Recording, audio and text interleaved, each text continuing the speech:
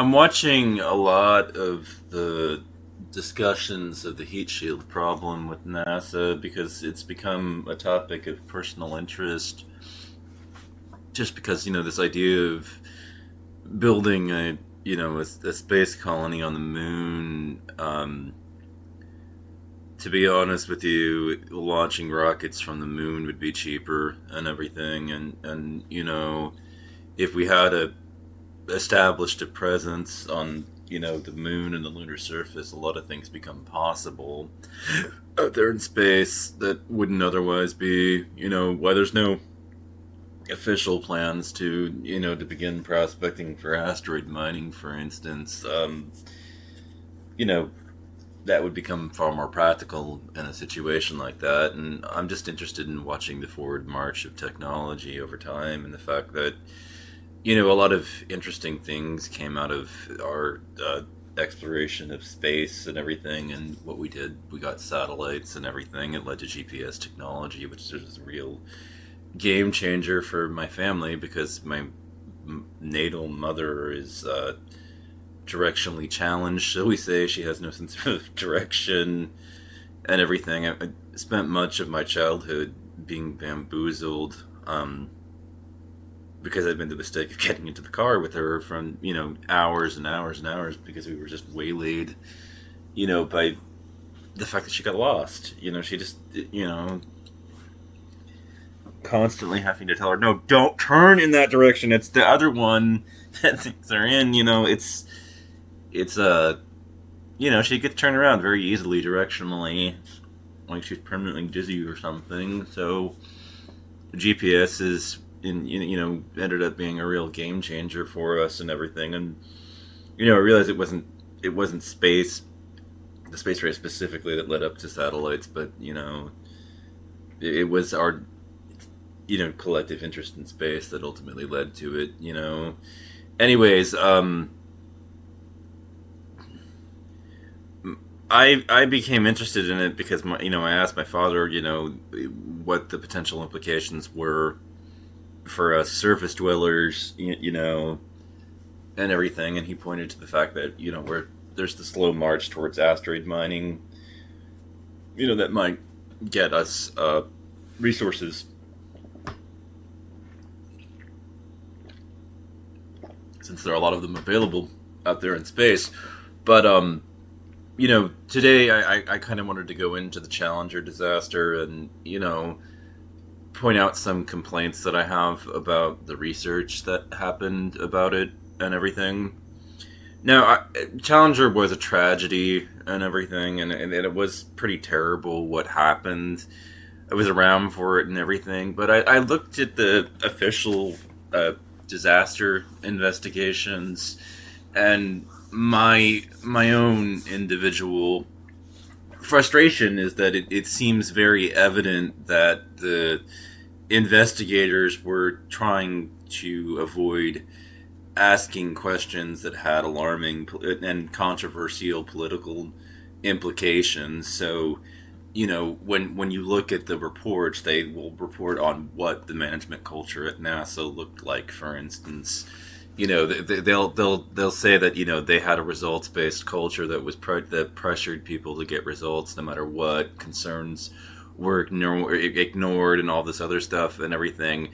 They don't bother to ask, the management culture at NASA is messed up. Why is it the way that it is? Why does NASA lean towards the direction of launching rockets, even if there are safety concerns lingering and everything in the community? Why are so many of them overridden?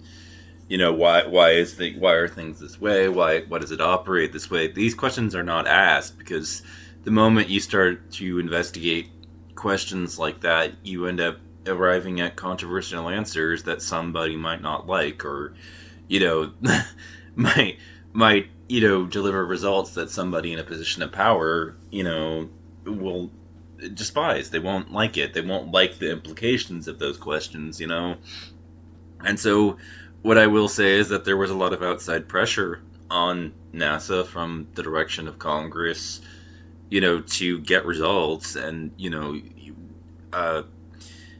scientists have constantly been over a barrel with respect to dealing with Congress in a lot of ways, because they get that source of a lot of their funding happens to be public funding. And if Congress, basically Congress wants to see scientists get results, and so it pressures them to launch no matter what.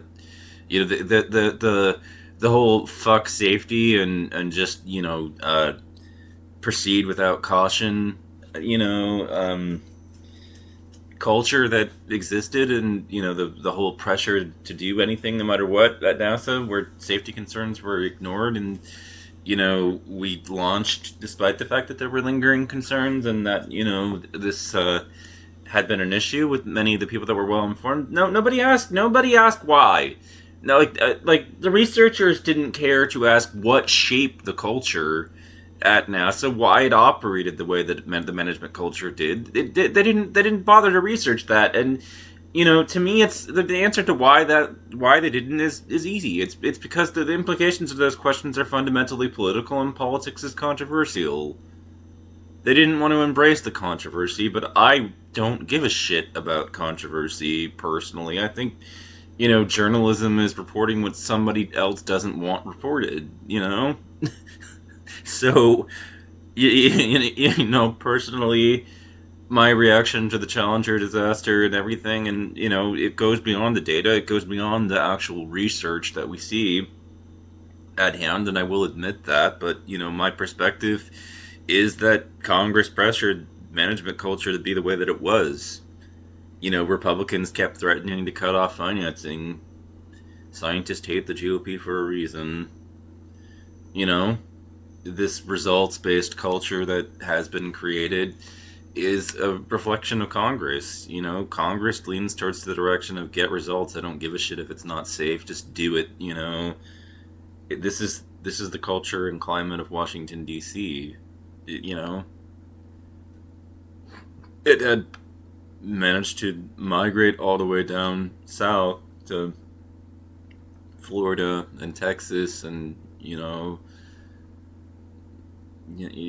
at NASA, it had bled in through the door. The management culture started to lean in this direction because it knew that its funding was completely dependent on getting results, and if they issued delay after delay after delay, eventually Congress was going to cut off financing. And so they now lean in the direction of getting results no matter what. Now, what could Congress do to rectify this situation? Stop this whole fucking oversight. Stop threatening to cut off financing. Just keep paying the fucking check. Shut up and pay. That would change things. Maybe not overnight, but eventually, when scientists and management realized it didn't matter, and that there's their safety concerns were ultimately not going to jeopardize financing for the whole operation, then the whole issue here would fundamentally start to change very quickly.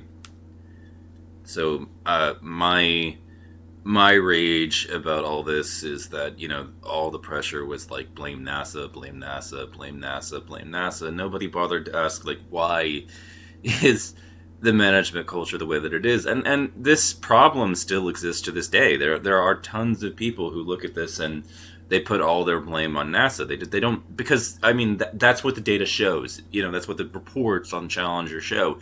The report, but nobody cares to go in and investigate why. What made the management culture the way that it was. The researchers didn't care to ask those questions. Those questions have political implications, and so they didn't ask them. And like I said, my point is that management culture was under immense pressure from the outside to be the way that it was, and very little since Challenger has ultimately changed with respect to Congress. It's the same beast it was back when the Challenger disaster happened, and that was on them, really, ultimately, and their threats to withhold financing.